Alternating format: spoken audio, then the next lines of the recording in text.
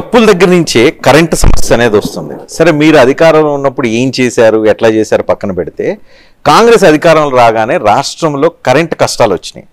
మీరు వెళ్తూ ఏమన్నా చేసి వెళ్ళారా, లేదంటే కాంగ్రెస్కి ఇంత కరెంటు కష్టాలు రావడానికి కారణం ఏంటి, మీ అనుభవంతో చెప్పండి. యాక్చువల్ ఫ్యాక్ట్ చెప్పాలంటే ఇప్పుడు కరెంటు అది కూడా వాళ్ళకు వెకిల్ ప్రయత్నం చేస్తూ ఉన్నారు. కరెంటు కథ అని చెప్పాలి.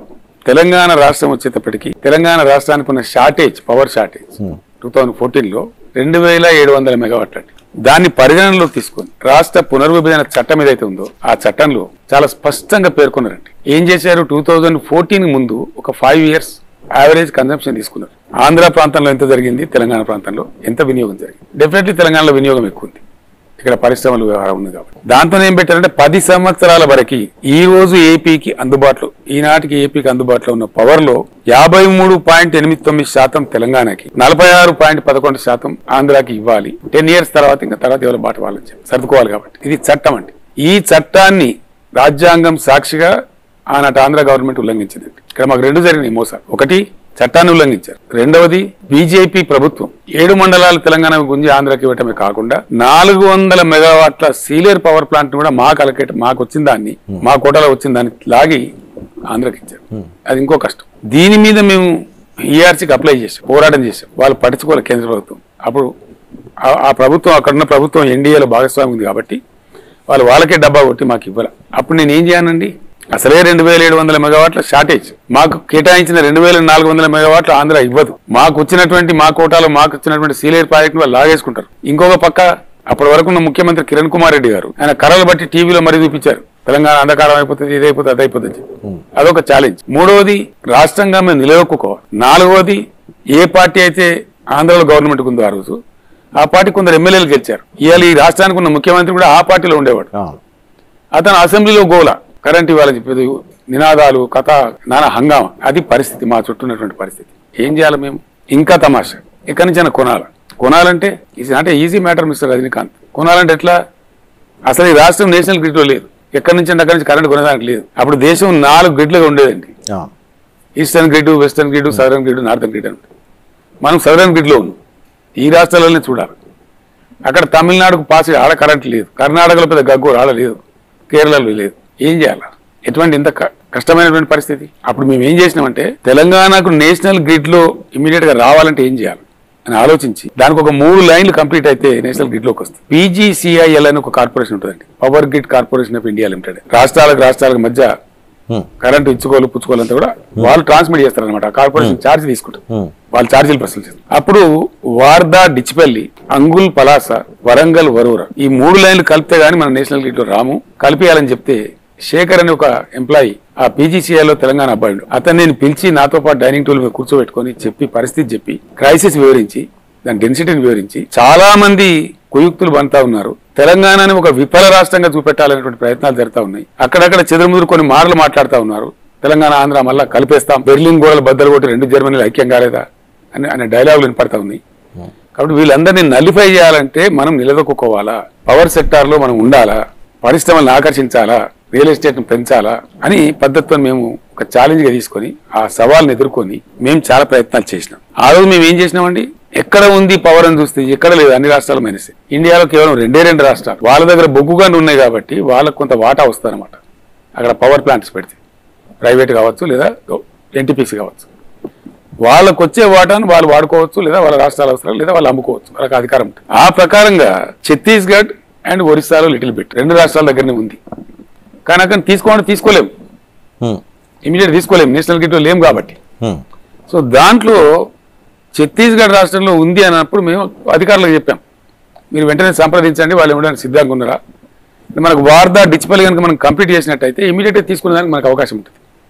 అది కొంచెం స్టార్ట్ అయ్యి ఆగిపోయింది లైన్, దాన్ని స్టిరప్ చేసినాం సడన్ గా. ఒక 6 నెలలకు 8 నెలలకు కనీసం వచ్చేటువంటి పరిస్థితి ఉంటుంది. అది స్టిరప్ చేసి సదరన్ గ్రిడ్ లో కూడా ఏమైనా ఉంటే కూడా కొనండి, మీరు ఆన్లైన్ కొనండి, మొదలు పెట్టండి అని చెప్పినాం. మీరు ఆశ్చర్యపడతారు రజనీకాంత్ గారు, ఆ రోజు రాష్ట్రమే ఆశ్చర్యపడ్డది, కంట్రీ కూడా ఆశ్చర్యపడ్డది. చాలా మంది వ్యాపారవేత్తలు, పారిశ్రామికవేత్తలు వరకు క్యా కమాల్ కియా సాబ్, క్యా అచ్చా కియా సాబ్ అని ప్రేజ్ చేసినారు. మేము జూన్లో పవర్కి వస్తే దాన్ని సర్దుబాటు చేసి, యాక్చువల్ ఫ్యాక్ట్ చెప్తున్నా మీకు, పవర్లో ఆనాడున్నటువంటి గందరగోళం ఏంటంటే ఎర్రాటిక్ డిస్ప్రపోర్షనేట్ డిస్ట్రిబ్యూషన్ సిస్టమ్. అంటే మీ దగ్గర పవర్ ఉన్నా మీరు ఇవ్వలేరు. ఈ పవర్ ఎట్లా ఉంటుందంటే మొట్టమొదటి ఉత్పత్తి అయ్యేటప్పుడు 11 kV ఉత్పత్తి అవుతుందండి. ఎక్కడ ఉత్పత్తి అయినా వాళ్ళ టెక్నాలజీ అనేది దాన్ని స్టెప్అప్ చేస్తారు. అక్కడ నుంచి 32 kV, అక్కడ నుంచి 132 kV, అక్కడ 221 kV, అక్కడ నుంచి 400 kV అప్ చేసి ఆ 400 దాని లెవెల్లో ట్రాన్స్మిట్ చేస్తారు. లైన్ లాసెస్ తగ్గుతాయి. మళ్ళీ మీ కన్జ్యూమర్కి ఇచ్చేటప్పుడు మీరు 11 kV వాడుకోవాలా. 400 volts వాడితే మీ ఇల్లు ఉండదు, మీ దుకాణం ఉండదు. దేనికి అసలు డిస్ప్రపోర్షనేట్ ఉండేది. దాన్ని ఎస్టిమేట్ వేస్తే 12,500 కోట్ల రూపాయలు అయితే మినిమం కొంత చేయొచ్చు సార్ అర్జెంట్గా అని చెప్పి చేయమని చెప్పాను. కమాన్ డూ ఇట్ అని చెప్పి దానికి సందర్భ విజ్ఞానం చేసి అది 3-4 నెలల్లో చాలా వరకు కొంత డెవలప్ చేసాం. అంత చేయలేకపోయినా కొంతవరకు చేసి ఎక్సెప్ట్ అగ్రికల్చర్ సెప్టెంబర్ ఎండింగ్ వరకే మేము అంటే 3-4 నెలల్లోనే అందరికి 24 hours క్వాలిటీ పవర్ ఇచ్చామండి. చాలా ఆశ్చర్యపడారు అందరు కూడా. వినండి మీరు పూర్తి వినాలేదు. అంధకారం అయితే రికార్డు చేస్తాం, ప్రజలు చూస్తా ఉన్నారు. చాలా మంది బయట రికార్డు కూడా చేస్తారండి. లక్షల మంది రికార్డు చేస్తారు. మీకు తర్వాత జరిగే రాజకీయ పరిణామాల్లో కూడా ఇవి కీలకమైన పాయింట్లు డెఫినెట్ గా. కాబట్టి ఇది రాష్ట్రం అది కాకుండా ఎకడమిక్స్ కూడా కదా, ఇట్స్ నాట్ పాలిటిక్స్ అలోన్.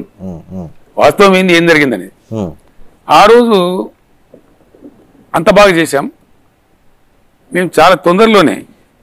కానీ ఇందాక నిధులకి దీనికి ఒక లింక్ చెప్తున్నారు సార్. ఒక నిమిషం అండి. 81,000 కోట్ల రూపాయలు విద్యుత్ సంస్థలు అప్పు చేస్తే మీరు వినండి వినాల. ఇప్పుడు అప్పు చేయొద్దు, అమ్మ పెట్టదు, అడుక్కొని తిననివ్వదు. అంటే మీ హయాంలోనే 50,000 కోట్లు అప్పు అయింది. ఎక్కడి నుంచి రావాలండి పవర్? ఎట్లా వస్తుందండి? You tell me, can anybody say? అధిక రేట్లకు పెట్టి కొన్నారు అని అంటున్నారు సార్. చెప్తా కదా, అది కూడా చెప్తా కదా. ఇక్కడ తమాష ఏంటంటే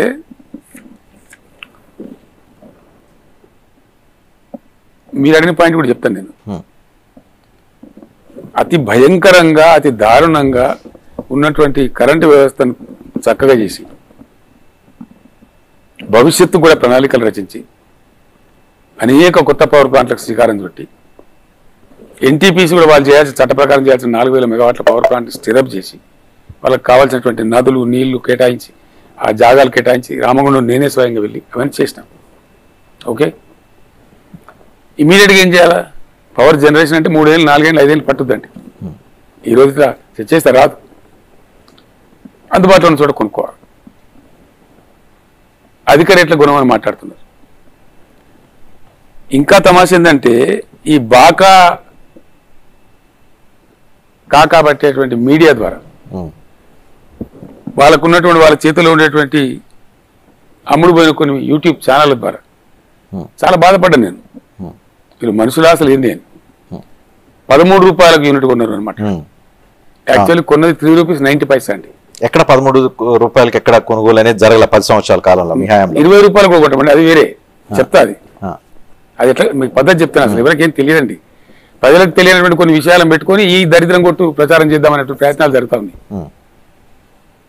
చాలా మందికి అవగాహన లేనటువంటి విషయాలను అవి పక్కకు పెట్టి కేవలం రొడ్డ కొట్టులాగా ఒకటే పద్ధతిలో 13 రూపాయలు కొన్నారు. 13 రూపాయలు కొంటారండి. ఎందుకు కొంటామండి? మేము కొన్నది లాంగ్ టర్మ్, అది 10 years పీపీఐస్ కొన్నాం ఛత్తీస్గఢ్ దగ్గర. మీకు ఇంకోటి చెప్పానంటే 2 విషయాలు ఉంటాయి ఇక్కడ. అజ్ఞానులకు తెలియకపోతే మేము ఏం చేయలేము. ఇక్కడ జ్ఞానవంతులకు తెలిసేది ఏంటంటే ఈరోజు ఈఆర్సీ అని చెప్పి టీఆర్సీలు అని చెప్పి టారిఫ్ రెగ్యులేటరీ కమిషన్స్ ఉన్నాయండి. ప్రభుత్వాలకు కానీ జెన్కోకి కానీ ట్రాన్స్కోకి కానీ సంబంధం లేదండి అసలు టారిఫ్ల విషయం. We have no role. ఇప్పుడు ఛత్తీస్గఢ్ రాష్ట్రానికి ఉంది ఎలక్ట్రిసిటీ రెగ్యులేటరీ అథారిటీ, మాకు ఉంది తెలంగాణ కూడా, రెండింటికి ఉన్నాయి. వాళ్ళు చేసిన ఫైనల్ అండి. Neither government has any role nor the companies have any role. ఇక్కడ 2 విషయాలండి.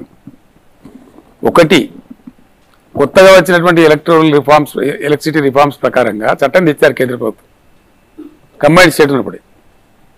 దాన్ని అమలు చేస్తే ఏంటంటే ఈ ఎలక్ట్రిసిటీ బోర్డ్స్ అని పోయినాయండి. అంతకుముందు ఒకటే ఉండేది, electricity board of the state అని ఉంటే అది పోయింది. పోయి ట్రాన్స్కోర్ వేరు, జెన్కో వేరు, డిస్ట్రిబ్యూటర్ కంపెనీస్ వేరు. కంపెనీస్ అవి.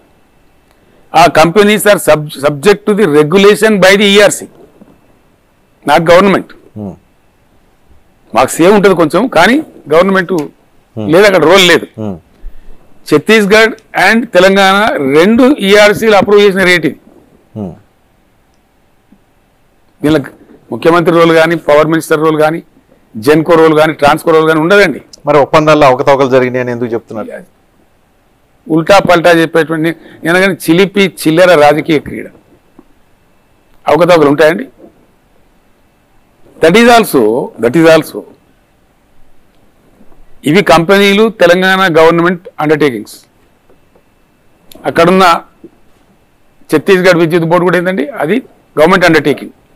Again they are subject for audit కదా, వాళ్ళకి అకౌంట్స్ మంచిగా ఉంటుంది కదా. ఇష్టం వచ్చిన ఆరోపణలు, నిరాధారమైన ఆరోపణలు ఎటుపడితే చేస్తే ఎట్టనండి, నాకు అర్థం కాదు. అక్కడ చేయొచ్చునా? ధర్మమేనా అది? ప్రతిదీ ఆడిట్ ప్రకారం వెళ్తుంది. ప్రభుత్వ రంగ సంస్థలు రెండు రాష్ట్రాల మధ్య, రెండు కేంద్ర రాష్ట్ర ప్రభుత్వాల మధ్య ఏం జరిగినా కూడా ట్రాన్స్పరెంట్ గా జరుగుతుంది, ఆడిట్ వస్తుంది, మళ్ళీ కాగ్ నివేదికలు బయటకు వస్తున్నాయి. ఇన్ని జరుగుతున్నప్పుడు ఇప్పుడు కాంగ్రెస్ ప్రభుత్వం శ్వేతపత్రాలు విడుదల చేస్తూ ఇక్కడిక్కడ అవినీతి జరిగింది, ఇక్కడ తప్పులు జరిగింది, ఇక్కడ ఒప్పందాలు, కొనుగోలు ఒప్పందాలు జరిగినాయి, విద్యుత్ ఒప్పందాలు, యాదాద్రి భద్రాద్రి ప్లాంట్లో దాదాపు 10,000 కోట్ల రూపాయల అవినీతి జరిగిందని చెప్తున్నారు. వీటన్నిటికీ ఒక మాజీ జస్టిస్ నరసింహారెడ్డితో కమిటీ కూడా వేశారు. రెండు విషయాలండి ఇక్కడ. ఛత్తీస్గఢ్ పవర్ పర్చేజ్ ఒకటి, దాని మీద ఎంత దారుణమైనటువంటి వీళ్ళు ఆరోపణ చేయించారంటే వాళ్ళ తొత్తుల ద్వారా 13 రూపాయల యూనిట్ కొనమన్నారు. కానీ కొన్నది వాస్తవంగా నాకు తెలిసి 390 పైసా. Done, clear now. ఓకే, 13 రూపాయల సబ్జెక్ట్ ఎక్కడన్నా వచ్చే అవకాశం ఉందా? పీక్ లోడ్ ఉన్నప్పుడు కానీ అది కొనుగోలు. నేను అది చెప్తుంటే మీరు ఇంటరప్ట్ చేశారు ఇందాక. Please don't disturb me. The question is, PPA చేసుకొని ఎన్టీపీసీ నుంచి కానీ, ఒక ప్రైవేట్ ప్రొడ్యూసర్ నుంచి కానీ, ఒక రాష్ట్రం నుంచి కానీ కొనడం ఒక పద్ధతి అండి. ఇంకో రకమైన కొనుగోలు ఉంటాయండి, అది రోజు ఉంటుందండి. మన షేర్ మార్కెట్ లాగా ఓపెన్ మార్కెట్లో ఉంటుంది, ట్రాన్స్పరెంట్. దానిలో ఎవరేం చేయడానికి ఉండదు. ప్రభుత్వాలకు ఎప్పుడైతే పీక్ లోడ్ వస్తుందో, రాష్ట్రాలకు అర్జెంట్ కొనాల్సిన అవసరం ఏర్పడుతుందో అప్పుడు కొంటారండి. తాత్కాలికంగా అది ఒక 4 రోజులకి, వారానికి, 10 రోజులకి, నెలకి కొంటారు, ఈచ్ మంత్ అనుకుంటారు. అది రోజు రోజు కూడా రేటు మారుతుంటుంది. ఒకడు కాయంకులం అని ఉంటుందండి కేరళలో, నేనే మాట్లాడిన ఆయనతో. కాయంకులంలో ఎన్టీపీ స్టేషన్ ఒకటి, పవర్ కావాలి తెలంగాణకి, గ్యాప్ ఉంది. మీరు ఏంటంటే ఎట్లా ఇస్తారు అంటే 17 రూపాయల యూనిట్ ఇస్తారు. నేను కేంద్ర ప్రభుత్వ సంస్థ ఎన్టీపీసీ, ఇదేం అన్యాయం, ఇంత అధ్వానం ఉంటుందా? ఈ పద్ధతి ఏంటంటే అని ఇయ్యాల, మేము తీసుకోలేం ఆ రోజు. కానీ కొన్ని సందర్భాల్లో ఏం చేస్తారంటే వీళ్ళు 15 రూపీస్కి 20 రూపీస్ కూడా కొంటారు. అది 3 రోజుల కోసం, 4 రోజుల కోసం, 5 రోజుల కోసం. దానికి రెగ్యులేటరీ కమిషన్ అడ్డం రాదండి, అది తాత్కాలికంగా. సపోజ్ ఒక నెలలో ఒక రోజు ఒక 30 కోట్లు, ఒక రోజు 50 కోట్లు, ఒక రోజు 20 కోట్లు కొంటారు. Day to day also it varies. Month మొత్తం కలిసి ఒక 1000 కోట్లు కరెంట్ కొంటారండి.